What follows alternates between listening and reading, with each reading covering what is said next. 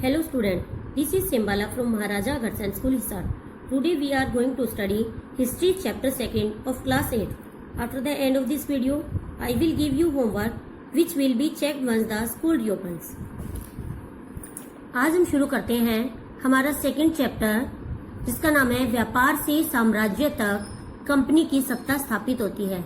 अर्थात अंग्रेज जो है किस तरह भारत के अंदर व्यापार करने आए और धीरे धीरे जो है भारत के ऊपर अपना साम्राज्य स्थापित कर लिया। मुगल बादशाहों में आखिरी शक्तिशाली बादशाह औरंगजेब थे। उनकी मृत्यु 1707 में हुई। उनकी मृत्यु के बाद जो है अनेक सूबेदार और बड़े बड़े जमींदार अपनी ताकत दिखाने लगे और अपनी क्षेत्रीय रियासतें स्थापित कर ली और मुगल साम्राज्य का पतन होने लगा। मतलब कि मुगल बादशाहों में जो है आखिरी मुगल बादशाह का अगर हम नाम देखते हैं तो वो आता है बहादुर शाह जफर का, लेकिन जो आखिरी शक्तिशाली मुगल बादशाह था उसका नाम था औरंगजेब। तो उनकी मृत्यु के बाद जो है वहां के सूबेदार जो है सत्ता को संभाल नहीं पाए और मुगल साम्राज्य का पतन हो गया। 18वीं शताब्दी के उत्तरार्ध तक जो है अंग्रेज एक नई ताकत के रूप में उभरने लगे। अंग्रेज जो है जब शुरू में जब भारत में आए तो एक छोटी सी व्यापारिक कंपनी के रूप में आए थे, लेकिन बाद में धीरे धीरे जो है इस विशाल साम्राज्य के स्वामी बन बैठे। औरंगजेब की मृत्यु के बाद कोई भी मुगल बादशाह इतना ताकतवर नहीं हुआ जितना कि औरंगजेब था, लेकिन प्रतीक के रूप में इनका महत्व बना रहा। मतलब कि मुगल बादशाहों का महत्व बना रहा। 1857 के भारी विद्रोह में जब बहादुर शाह जफर को विद्रोहियों ने अपना नेता माना तो कंपनी ने जो है उनके विद्रोह को कुचल दिया और बहादुर शाह जफर को देश छोड़ने पर मजबूर कर दिया और उनके बेटों को उनके सामने ही गोली मार दी गई। नेक्स्ट आते हैं पूर्व में ईस्ट इंडिया कंपनी का आना। सन 1600 ईस्वी में ईस्ट इंडिया कंपनी की स्थापना हुई। ब्रिटेन की जो महारानी थी एलिजाबेथ प्रथम, उससे जो है ईस्ट इंडिया कंपनी ने एक इजाजतनामा हासिल कर लिया जिसके आधार पर उन्हें उस कंपनी को पूर्व में व्यापार करने का एकाधिकार मिल गया। यानी कि ब्रिटेन की कोई भी दूसरी कंपनी अब यहाँ व्यापार नहीं कर सकती थी। ईस्ट इंडिया कंपनी ने जो है ईस्ट इंडिया कंपनी समुद्र पार जाकर नए नए इलाके खोज सकती थी और वहां से सस्ती कीमत पर चीजों को खरीदकर महंगी कीमत पर बेच सकती थी। लेकिन यह शाही इजाजतनामा दूसरी यूरोपीय कंपनियों को पूरब के बाजारों में आने से नहीं रोक सकता था। यानी कि केवल ब्रिटेन के लोगों को रोक सकता था, बाकी दूसरे देशों की कंपनियों को नहीं रोक सकता। 1498 में पुर्तगाल के एक खोजी यात्री जिसका नाम था वास्को द गामा, इसने जो है भारत पहुंचने के समुद्री मार्ग का पता लगा लिया और पुर्तगालियों ने जो है गोवा में आकर अपना ठिकाना बनाया। फिर जो है 17वीं शताब्दी तक डच व कुछ समय बाद फ्रांसीसी भी जो है भारत में व्यापार के लिए आ गए और इन सभी व्यापारियों के भारत आने का मुख्य कारण था यहाँ की एक जैसी वस्तुएं खरीदना और अपने देश में ले जाकर महंगी कीमत पर बेच देना।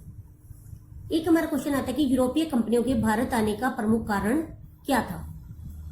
उनके आने का मुख्य कारण था कि भारत के बने हुए बारीक सूती कपड़े और रेशम की यूरोप के बाजारों में बहुत ज्यादा मांग थी। इसके अलावा भारत से काली मिर्च, लौंग, इलायची, दालचीनी आदि की भी विदेशों में बहुत मांग रहती थी। तो यूरोपीय व्यापारी जो है इन सब चीजों को भारत से बहुत ही सस्ती कीमत पर खरीदते थे और यूरोप के अंदर महंगी कीमत पर बेचकर भारी मुनाफा कमाते थे। ईस्ट इंडिया कंपनी बंगाल में व्यापार शुरू करती है। यानी कि ईस्ट इंडिया कंपनी जो है सबसे पहले बंगाल के अंदर उसने अपनी फैक्ट्री लगाई, इंग्लिश फैक्ट्री 1651 में और हुगली नदी के किनारे।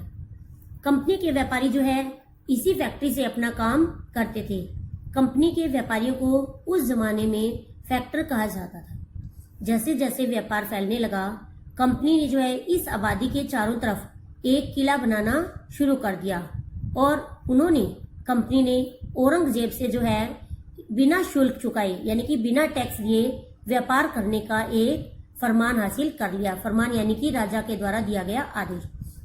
इससे जो है बंगाल की राजस्व वसूली कम हो गई और बंगाल के नवाब जो थे अब कंपनी का विरोध करने लगे। व्यापार से युद्धों तक, यानी कि कंपनी और बंगाल के नवाबों के बीच में जो है टकराव के क्या कारण थे।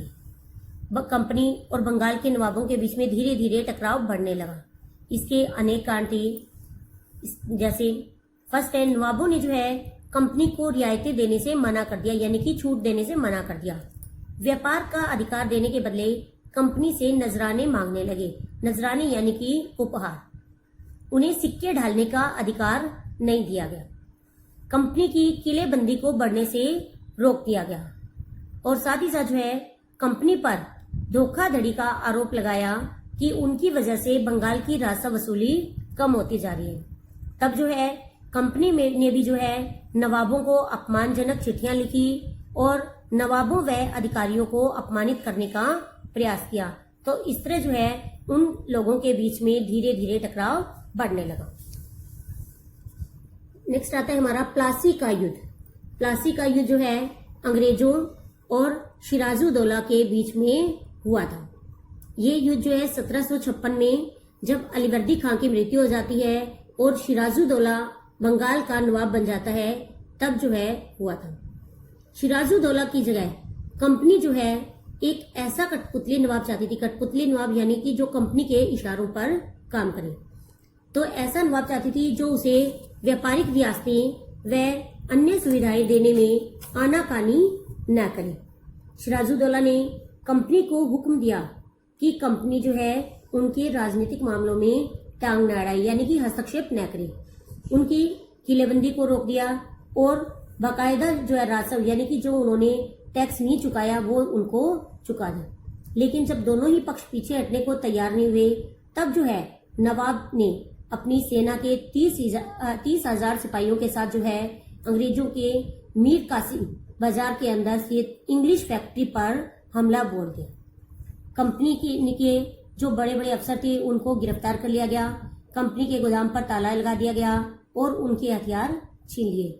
जब जो है कंपनी को कलकत्ता को हाथ से निकलने की खबर सुनी तो कंपनी के अफसरों ने रॉबर्ट क्लाइव को जो है वहां पर भेजा।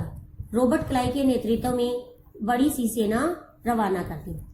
रॉबर्ट क्लाइव ने 1757 में प्लासी के मैदान में सिराजुद्दौला के खिलाफ कंपनी की सेना का नेतृत्व किया और उसने जो है जो नवाब का जो सेनापति था सिराजुद्दौला का, जिसका नाम था मीर जाफर, उसको जो है नवाब बनाने का लालच देकर उसे अपनी ओर मिला लिया और जिससे जो है युद्ध के अंदर मीर जाफर ने सिराजुद्दौला का साथ नहीं दिया।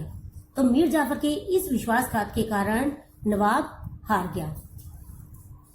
इसके बाद आता है कि प्लासी की जंग क्यों महत्वपूर्ण मानी जाती है। प्लासी की जंग इसलिए महत्वपूर्ण मानी जाती है क्योंकि भारत में कंपनी की यह सबसे पहली जीत थी। प्लासी की जंग के बाद जो है सिराजुद्दौला को मार दिया जाता है और उसकी जगह मीर जाफर को बंगाल का नवाब बना दिया गया। लेकिन जल्दी ही जो है कंपनी को ये एहसास होने लगा कि कठपुतली नवाब भी जो है हमेशा कंपनी के इशारों पर काम नहीं करते। उन्हें भी जो है प्रजा की नजर में अच्छा बनना पड़ता है, सम्मान हासिल करना पड़ता है और संप्रभुता का दिखावा करना पड़ता है। जब मीर जाफर ने कंपनी का विरोध किया तब जो है मीर जाफर को हटाकर मीर कासिम को बंगाल का नवाब बना दिया गया। लेकिन कुछ ही समय बाद जब मीर कासिम भी परेशान करने लगा तो 1764 में बक्सर की लड़ाई में उसे हारना पड़ा और उसे बंगाल से बाहर कर दिया गया और मीर जाफर को फिर से नवाब बना दिया गया। अब जो है नवाब को हर महीने कंपनी को 5 लाख रुपए कंपनी को चुकाने पड़ते थे। 1765 में मीर जाफर की मृत्यु हो जाती है। तब जो है कंपनी ने जो है कठपुतली नवाबों के साथ अपने इस खराब अनुभव को देखते हुए एक ऐलान किया कि अब जो है हमें खुद ही नवाब बनना पड़ेगा। आखिरकार 1765 में बंगाल के जो मुगल सम्राट जो था उसने कंपनी को ही बंगाल प्रांत का दीवान नियुक्त कर दिया। ये था हमारा आज का लेसन। यहाँ तक कि अब जो है इसके क्वेश्चन अच्छे से लर्न करेंगे और अपनी नोटबुक में राइट करेंगे।